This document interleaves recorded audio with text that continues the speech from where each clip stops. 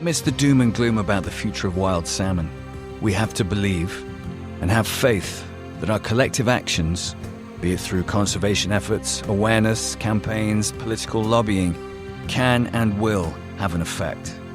And it is for the long term, for the next generation, that we really have to be thinking about wild salmon and the sport of fly fishing for them. This week on The Last Salmon, I'm joined by two fanatical lifelong fly anglers who are not only hugely influential, showcasing the best of fly fishing around the world, but they have taken the brave move to run a salmon fishery in the north of England at the famous Bywell on the Tyne. So why do it? Why risk it all? For the husband and wife team of Stephan Dombaj and Marina Dombaj, née Gibson, they care and they believe so much in the future of the salmon that this is their way of trying to protect the species they love. And it's not just about the fishing, it's about showing the next generation why fighting to save the wild salmon is so important. I had people saying to me, oh, everyone's talking about you two being here. And then I had one guy who I told, this was when we had signed the lease, and I said, we're taking over Bywell. And he was like, are you stupid? Can you do maths? They don't catch any fish anymore. And then there was another guy who sent me an email talking about something else. And then at the end, he was like, I just can't understand. There's one thing I can't understand about you. Why would you take on a salmon beat in this, at this time where the salmon stocks, the numbers are down and everything. But so the negativity that we got was just, mainly for me, because probably no one would say anything to you, but everyone was picking at me. If you enjoy something, you shouldn't really commercially get involved. It can take. But that's what we do every day. No, I know. So Marina, when the opportunity presented itself, because I love fishing Bywell, all of a sudden the idea was, in my head, was of course excellent. So I can fish it as much as I want to now. And now we can never fish it. That was the question I was going to ask. Mixing business with pleasure. People would think you got the keys to the treasure trove there, but I'm guessing you're far too busy encouraging other people to fish it that you don't get the chance to really properly fish it yourself.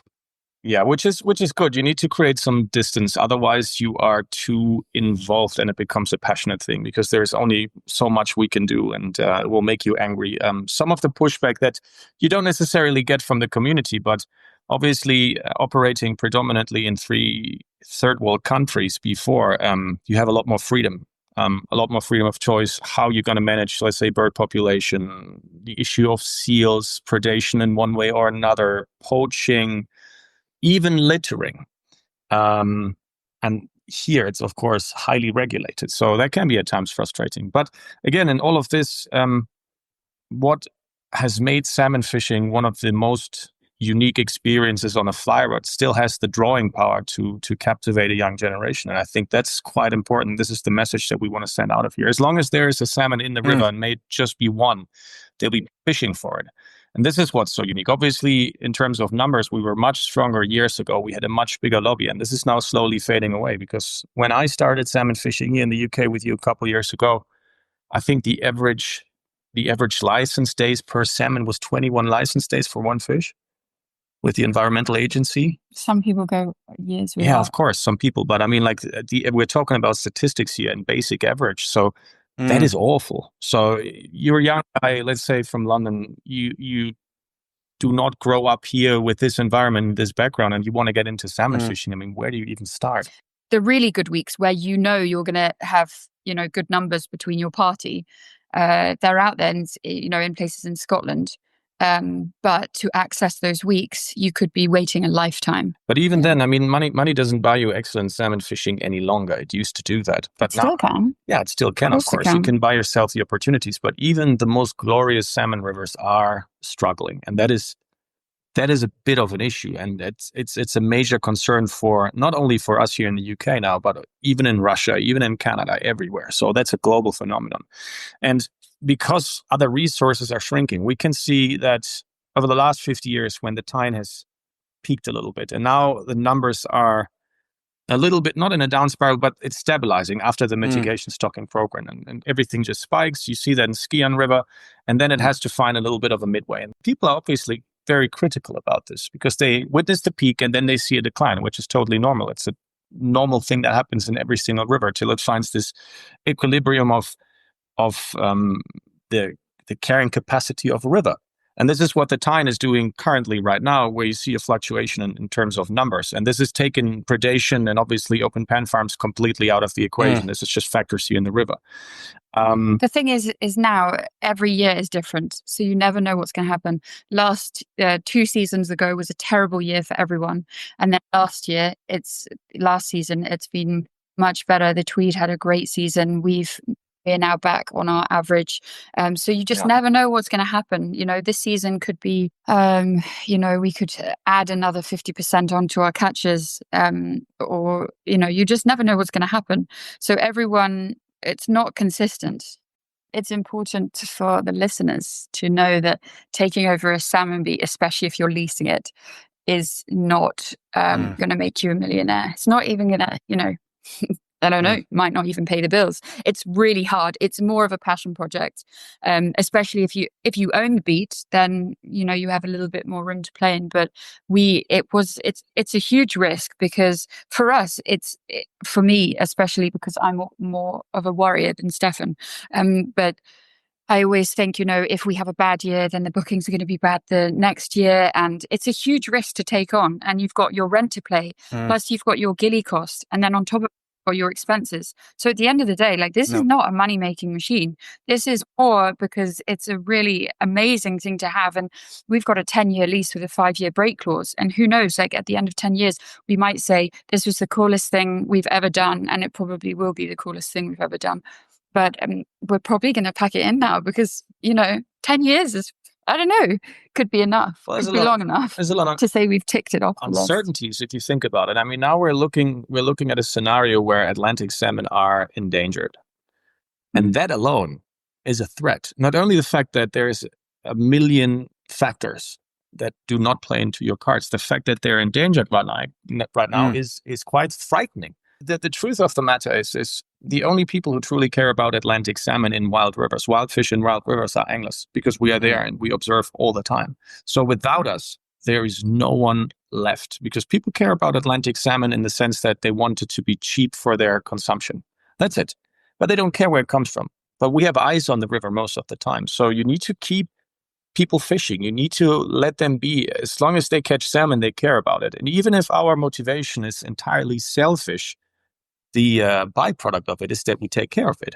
So I much rather have the rivers full of fish and full of anglers, keeping the pressure up, encouraging new anglers to be out there and experience it, than seeing it going to waste altogether.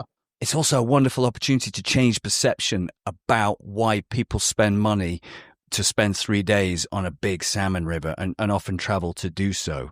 I know we're turning a fleet of tankers here in how we market these rivers, but that's what I always hear when I go and fish in Scotland from local gillies. And, we need to market these rivers in a different way. And it sounds like you guys are sort of one of the pioneers in doing that on an English salmon river. I think the scariest thing for us is that our full weeks and 3 days that we've sold, let's say this year, they are sold to, I would say, my mother and father's generation. And there are no young people taking 3 days or full weeks. Off the top of my head, I don't think we have any. So, are we going to have those younger anglers come through and take full weeks because they are expensive? Or if it does, if the salmon stocks do continue to decline, will it get harder and harder to sell? I mean, if it does in 8 years' time, let's say, and we still have Bywell, we might have to turn it into a water park. I think if you just picked up fly fishing, for the matter, and you are not fortunate enough to be born in close proximity of a salmon fishery, getting into it will take a while. So you mature into this. There's a million things that can replace the take of a brown trout. I mean, for the worst, you can go rainbow trout fishing or anything, or you can keep yourself alive with chub fishing on a dry fly. But there is virtually nothing in fly fishing that feels like a take of an Atlantic salmon on a fly. So you will have to mature into this, and it's an acquired taste. So I'm quite positive. I see the feedback on social media that there's something about Atlantic salmon fishing that you just simply cannot replace. And ultimately, there's very few fly fishing challenges that are as much of a challenge as Atlantic salmon. It's you can't fake it. You can't fake good Atlantic salmon fishing. You can go to any still water small fishery and you can catch a 20-pound trout if you just pay enough money and you go to the right place. All the money in the world may buy you better chances, but there's ultimately something about Atlantic salmon fishing that requires more than just money. It requires, you have to be hard at it. You have to be very persistent. Lucky is the worst, because you can't really calculate that in. That's really hard to put into the equation as just luck. But yeah, you're right. You have to be lucky. So it's time on the water, and that salmon fishing is therapeutical in the way that it reconnects you to exactly this primal state where you have to put the time in. You can't just bypass it. If you want to get good at it, there's a factor of casting, which is, the smallest factor. I've seen the most ridiculous things, especially at Bywell, people catching fish, walking out, wading across the river, casting behind them. So that's salmon fishing. The beauty of the story of how random it sometimes can be is that it doesn't matter how bad it is. It doesn't matter what the conditions is. The chances are sometimes slim, but never zero. And this nearer fish tends to find very lucky people. And you just, as a guide, as a gilly, as somebody who's been taking care of salmon rivers, it's sometimes the most ridiculous thing. But it also gives you hope, because it's never impossible. There were 3 stories from last season that I would say is basically 100% luck. So one of them was in Pipeline, one of our pools, and the guy had just stepped, hadn't fished. I think he had fished once before, had just stepped on the river to make his first cast, threw the fly in, and the fly was literally just hit the water right by the stones on the bank, and a grilse just took the fly. Another one was a guy, he went down to a little bit further up on Broomhoff on the left bank. He cast, he got stuck in a tree. He was yanking his fly, and the fly then went forwards, fell on a boulder, rolled off, fish on. And then another one, again, he in fish pass, roll cast out, and the fly for some reason didn't even go out, but it started off the bank. It just started going upstream in the really shallow water, and next second later, 17-pound fresh fish. It's so mad what happens on the water. What's coming across to me is, yes, it's very, very challenging in current times, and we don't see that improving anytime soon, sadly, across these shores when it comes to catching salmon. But the elusivity of it and the rarity of the increasing rarity of catching a salmon should be something that is exciting to people and not disappointing. And I think it's for me, certainly as an angler, yes, it's frustrating to know that I might travel to Scotland or wherever, Newcastle, wherever, and blank. But it's worth it for that one fish, that one pull even, that I might have on one of those trips. That becomes so much more important, so much more valuable. That's what keeps me going. And that's what I've learned over the last 5 years. I thought, well, am I going to keep spending money to do this thing? Yeah, because when you do hook into a fish, it makes it all the more exciting, important, and worthwhile. It's a very interesting thing that you just mentioned about salmon fishing and your own personal journey and how you connect with it, because salmon fishing is a challenge. I mean, your worst enemy out there is yourself. You're caught up in your mind, and this is one of the great barrier. You're either really good at it and you're overthinking, and over time persistence will create numbers, or you're really lucky and then you'll just have to find a midway. But you have to free yourself from the concept that, it's impossible. That's an important thing. But as you cultivate your angling experience, you start looking for challenges. And what you said, I think personally, is very true. And I always liked salmon anglers in business and also in other projects. Whenever we had a project abroad, I always resort to salmon anglers, because these people by default understand what a challenge is. And this is a general perception of life. Some people see a mousetrap, other people see free cheese and a challenge. And that very, very important thing. For me, it distinguishes people into 2 groups. And I like salmon anglers because by nature, you have to be insanely positive. That is good. I like that positivity. And this is what the world needs. So the concept not only in the UK, but across the board, that they become increasingly frustrated, which is funny because you're already betting against the odds when you get out there and salmon fish. The moment you decide that you're going to do this, you're fishing for a fish that doesn't eat at all. So whether it takes a fly or not is not entirely up to you. You can't crack that code. Yet you're still pissed when it doesn't happen. It's a funny concept to me because you're setting yourself up for failure. When it happens, you witness something that is just so impossible, and there's beauty in it because it's a waste of time pursuing this fish, and time equals money, and it's expensive. So you're wasting all of these resources for something that we quite frankly cannot explain. And we witness this beautiful act, and this is what makes it so wonderful. But it's a mindset thing. You have to get yourself into this. You know, it's not perhaps the healthiest metaphor, but I think we're gamblers. Ultimately, that's what we are. We're risk takers. And I think risk takers are always interesting people. Absolutely. I agree. And you know what the worst thing is just imagine you get out there and you get your lucky shot, and all of a sudden you're done with salmon fishing because you have that fish of your dream, that 50-pounder. You know, it just cuts your challenge in half. I've seen that before, like people pursuing this dream, and all of a sudden they're confronted with their fish of their lifetime, their unicorn, and what's next. I want to experience this for my own fishing, that I eventually catch the salmon, the one to end them all. That'd be terrible. That's more terrifying than not catching it or never seeing one. You set up Fly Fishing Nation 2006, one of the first digital platforms in this space. What was your original vision for that? Because it's turned out to be pretty, in hindsight, pretty visionary. But what was your initial vision? When I started fly fishing in Germany, everything revolved around casting. I was a more competitive person back then, and eventually fishing has taken over. By the time I was very active in the fishing community, but it wasn't necessarily fly fishing. So when I tried to connect with fly fishing mentor, ship, or anybody around in my area, I was refused at a younger age because I was a little bit too progressive. I was maybe even too aggressive. I started fly fishing because I truly wanted to feel something out of control.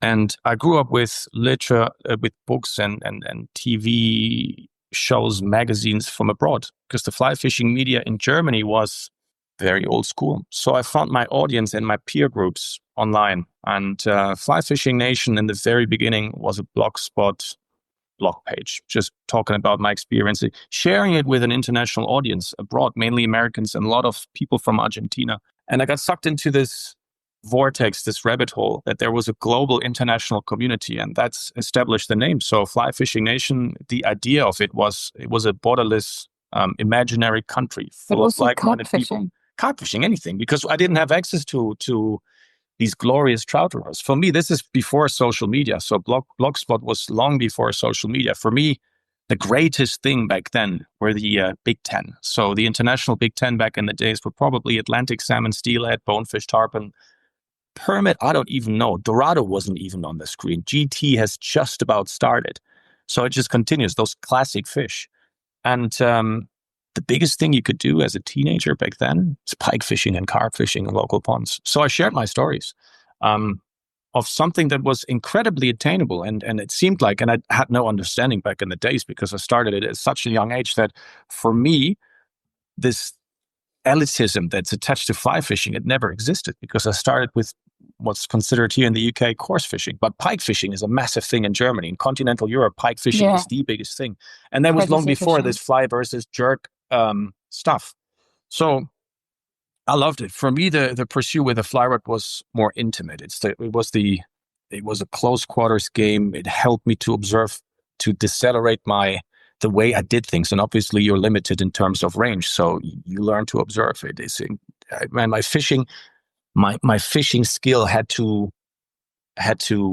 grow along with it. And it was just beautiful. For me, it was an insane journey. But this is how everything started. It was a blogspot page.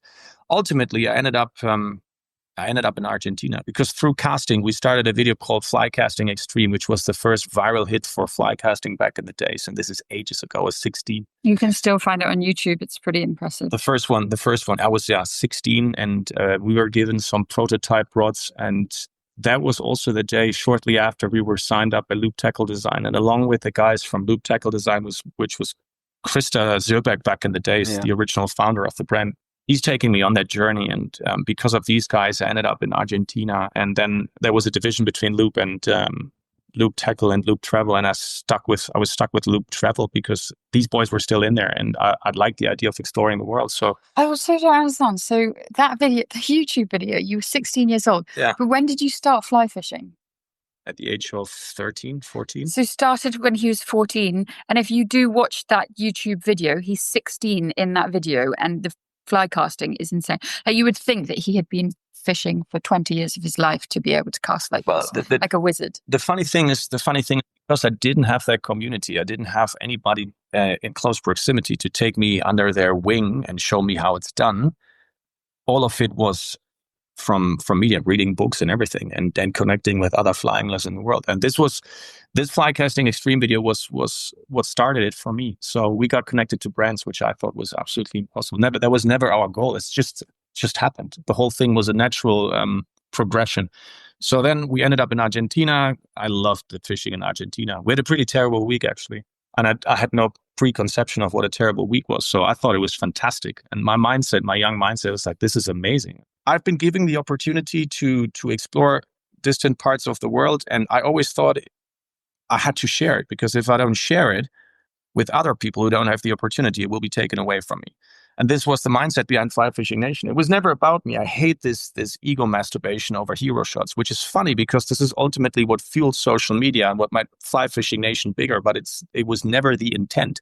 But it's sadly something that used to drive the algorithm. Like, it's incredible. So in this day and age, and this is the funny thing, social media has definitely taken a lot of the magic away. Because when we started it, I remember walking into the oldest fly shop in Germany, which happened to be in Cologne. And there was a guy, he came back from a Mexico trip and he caught a permit. It's the first person I've ever met who's caught a permit. This guy was my hero for the day. I mean, the obscure thing today, now you open your social media, you see permit all the time. But you can clearly see that there is people who are out there trying to educate, trying to make sure that the next generation are not pricks. Because when I'm 60, I don't want to run around with a bunch of idiots and share the same river. I don't want to see that. So the primary goal is to educate people to make them better anglers. If you're a better angler, you have a better understanding of an ecosystem. For me, good anglers are people who are adapting faster than the rest of them. Tell us about some of the highlights that you both experienced in the last few years fly fishing, and where. Okay, but you have to keep this short. I'll keep this short. That is, we're just getting an insight into the relationship here. To say to Stephan, like, give me one place, because he goes everywhere. For me, it's been a very selfish journey before, and we traveled a hell of a lot of countries. My season was December, April, Argentina, and then it was May to September, Russia, in between saltwater. And I used to do 270 to 320 days a year for more than 10 years. So there's a lot of fishing out there, and I love seeing great fishing. I love seeing passionate anglers, and I also love to see the alignment of passion and skill. So sharing it with the right people extracts me from the whole experience, and I get to sit in the backseat. If I'm comfortable in my situation, just watching where people cover the water, it's like I couldn't do more damage than them. I love that. So for me, the opportunity to travel, especially with you, and showing you some of the places that I deeply, deeply loved, was very, very important. It's also weird because there was this moment where I observed you. It's just like boyfriend showing Star Wars to his girlfriend for the first time. Weird. No. I have visions thing. of you So in the bushes with binoculars. I took Marina to Russia, for example, the first Russia experience, because I started fishing with her for Atlantic salmon here in the UK. Great experience, caught a couple of fish, wonderful. Marina told me how many fish she's caught over the years, and I said, like, well, if we hit it right, you can almost double that in Russia if you hit the weeks right, okay?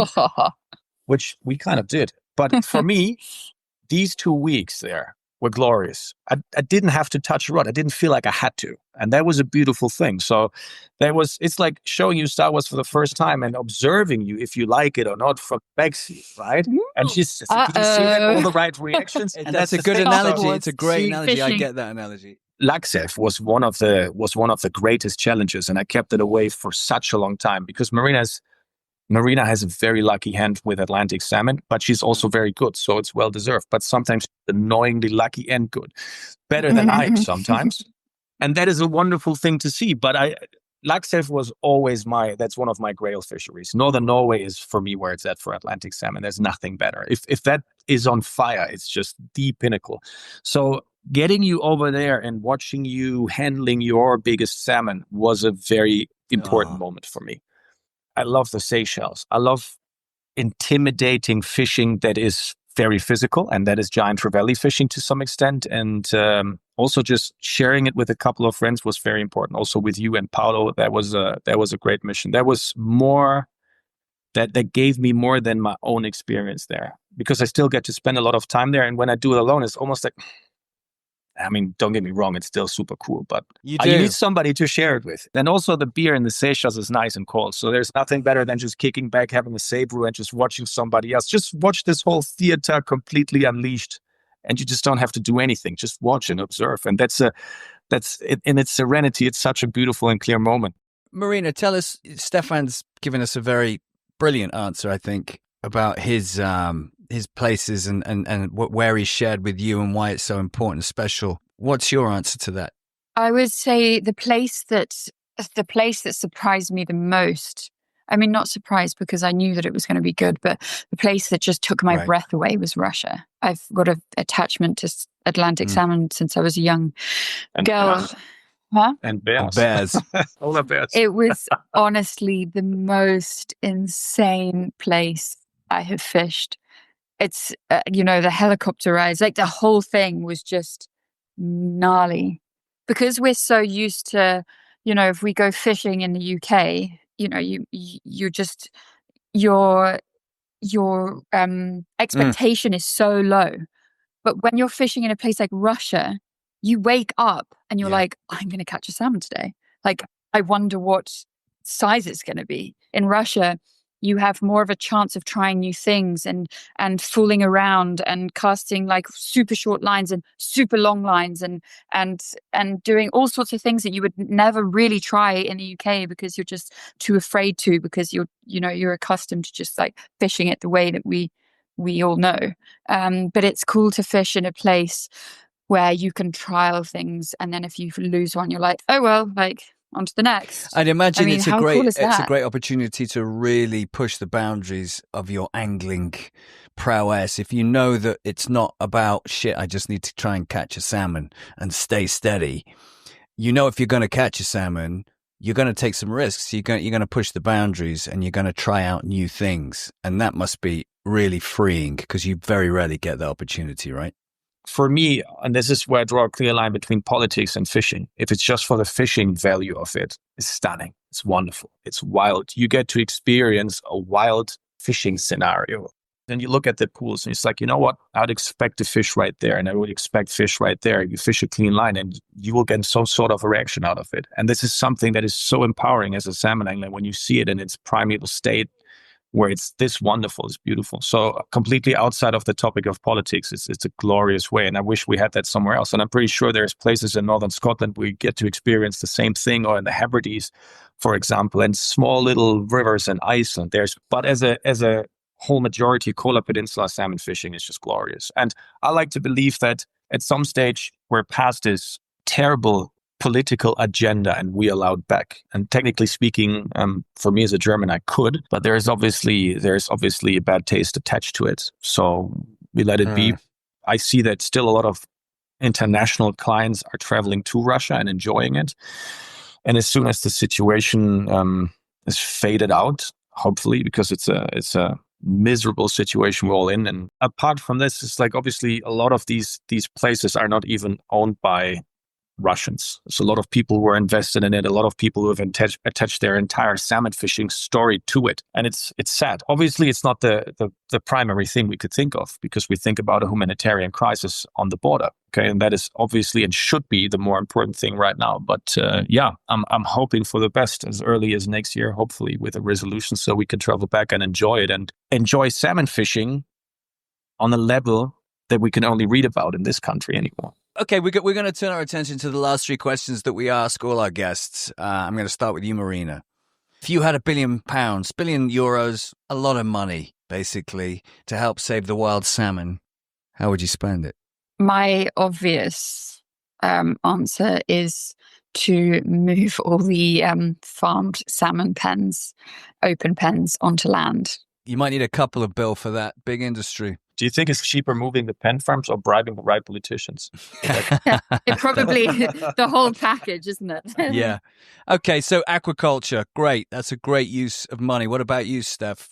We will never get rid of salmon farms per se, because we have an unquenchable thirst or hunger actually for Atlantic salmon, and we have a growing population that wants to be fed, and we need protein. So the only thing we can do is improve salmon farming to make it safer.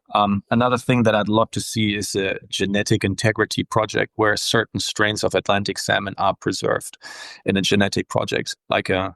Oh, wow, that's niche. Yeah, Like it is niche. which Let's talk. strains? I mean, obviously, genetically, Atlantic salmon are to some extent all the same, but then they are highly adaptable animals that adapt to an ecosystem. Let's say the alta fish, for example, they grow to 50 pounders on more regular basis purely because of the elevation profile of the river, larger, granulate everything, all sorts of things.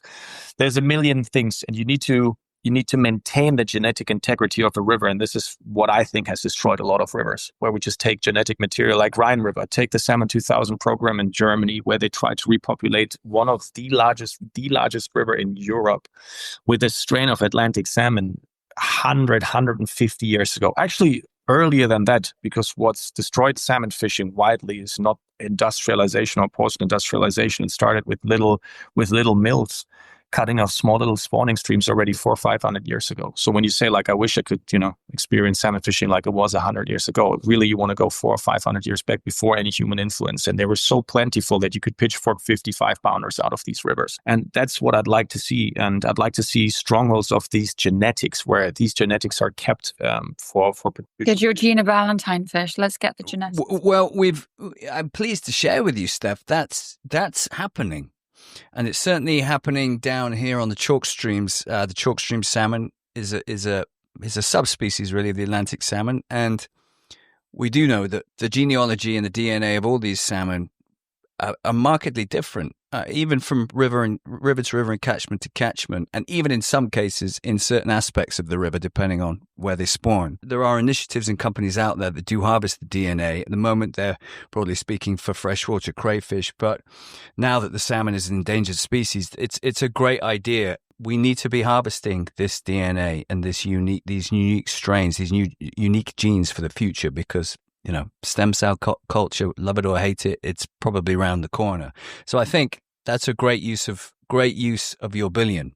The way we've destroyed Atlantic salmon habitats was a step-by-step process, and to reverse it is a step-by-step process. There's not just one answer to it. There's a lot to it. So while we're still figuring it out, how we can coexist with an ever-growing population and the hunger and all sorts of things, it's important to put certain things aside and say, like, look, this is our reserve there, that we keep it there. And what's the future of Atlantic salmon fishing? I mean, that's a very, very good question, but I'll do that.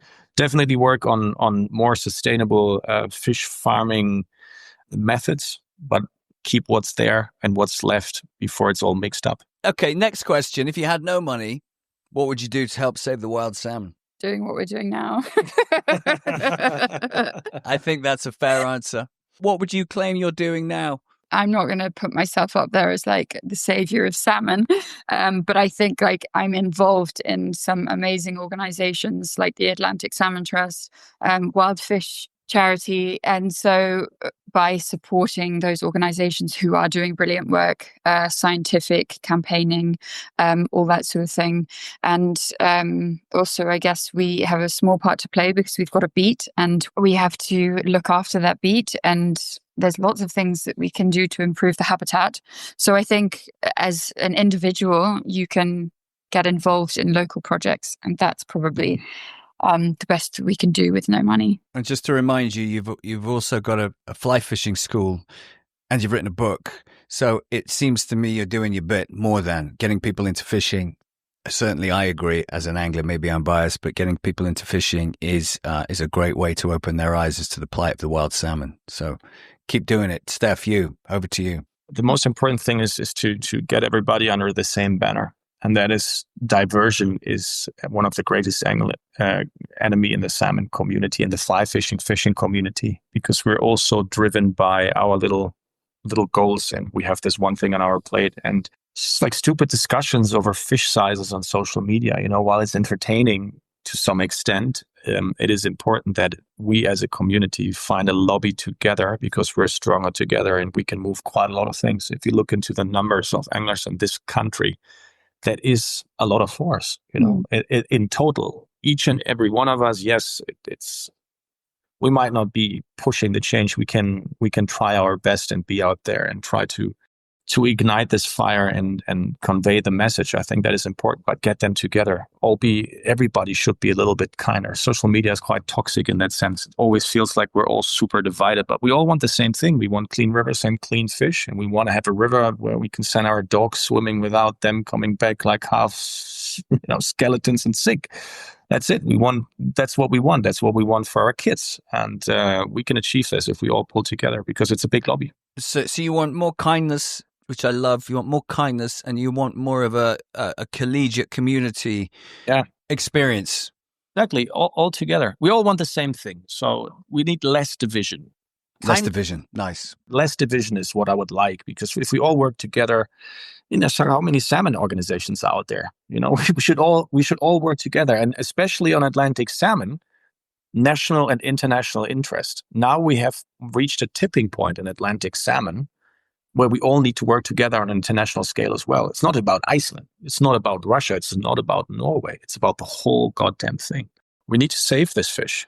It would be a crying shame if in our lifetime we would see angling for Atlantic salmon falling off the back because it is so endangered, and then ultimately seeing the demise of this beautiful creature, which has lived for hundreds of millions of years, because somebody's decided, okay, this thing is as perfect as they can be. The survival instinct of an Atlantic salmon is a tremendous story. The Atlantic salmon that we know and love today is about 2 million years old as an evolved species. But we're about hope on this show. It strikes me, and the wonderful thing about you two, the unique thing about you two, is you're both so passionate and such wonderful advocates for the sport of fly fishing, which, as we know, a big part of is chasing silver, is going for the Atlantics. You keep doing what you're doing with your profile, with your influence. It's surely a positive message you're sending out there, isn't it? Just keep fishing, keep caring, keep spreading the word. It's great.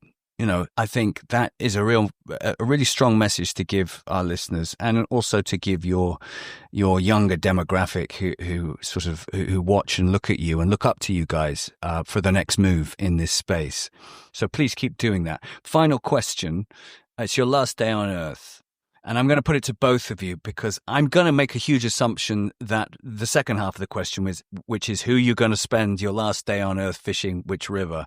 You're going to choose each other. So I'm going to put it, it's a family friendly show. It's your last day on Earth, Marina and Stephan. Where are you going to fish? Ooh, that's a good one. I'm going to say, if it's my last day, I want to fish in Austria in the mountains with the cowbell chimes, because then I know that that's a super peaceful place to die as well. That's a great answer. We haven't had that. Can I just ask, what are we fishing for in these rivers? Any species of trout, they have quite a few. And grayling. And grayling, beautiful. Beautiful. But it's not about the fish though there.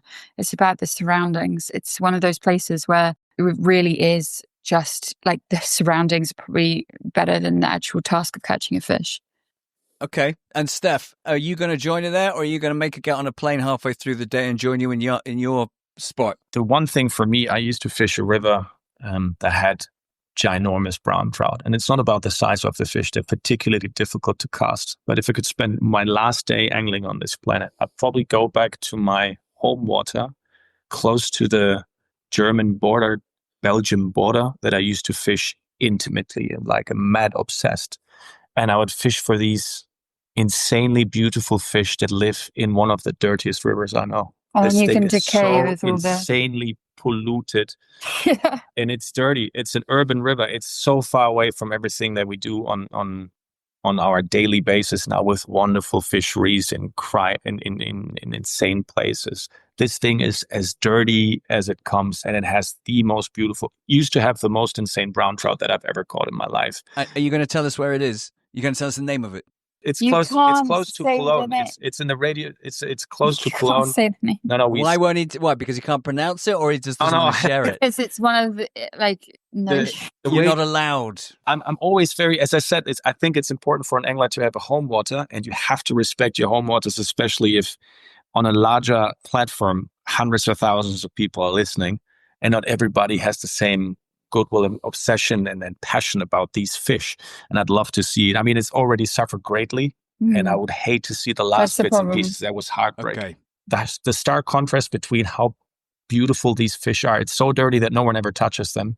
And in the environment they live in. And these fish have been on the Patagonia catalog on Hatch everywhere as the prime example of a beautiful brown trout and live in the most terrible environment. Jim, I'm sure if you call him afterwards and you want to go to the place, you... No. What I'm loving about this final day on Earth for this couple that I'm talking to here is one of them wants to be in the bucolic, beautiful mountain backdrop of Austria with cowbells chiming in the background. And Steph, you want to be in some inner city, dirty, polluted backwater. I love it. That's where we came from. A lot of people, it's the tip of the iceberg on social media is just that you see us like engaging with these exotic wild fish in these insane places. But that's not the reality of it. What made me an angler is exactly this. And that's what I would want to do on the last day of my life, back to the roots. This is where we grew up. I'll carry this. I have a brown trout here just because of this. It's a beautiful thing. Thank you, guys. That's wonderful. That's a really wonderful way to end to end the conversation. Just that sort of dichotomy of your choices there gives the reason why you're together to cover that broad spectrum of all those wonderful fisheries. You should write a book. You need to write a book, big coffee table thing. I'm imagining. With wonderful photographs of you both fishing all around the world, including dirty but polluted backwaters and Austrian mountain ranges. Guys, thank you so much. Thank you so much. That was a wonderful conversation. Thank you. Thanks for having us. Huge thanks to Stephan and Marina for joining me on the show. And on the next episode of The Last Salmon, Emily Bjorkman and Lars Monk take us to the stunning salmon rivers of the Baltic. The question is if there's been much better rivers. Honestly, we've seen fishing where a whole group of friends in the morning have caught fish over 110 with some over 120 centimeters. And share with us the issues that our beloved Atlantics are facing there. We feel a bit panic, We're just fly fisher who love salmon. Almost like fishing empty rivers. Listen and follow The Last Salmon on Apple, Spotify, or wherever you get your podcasts. And remember to keep in the fight for our salmon.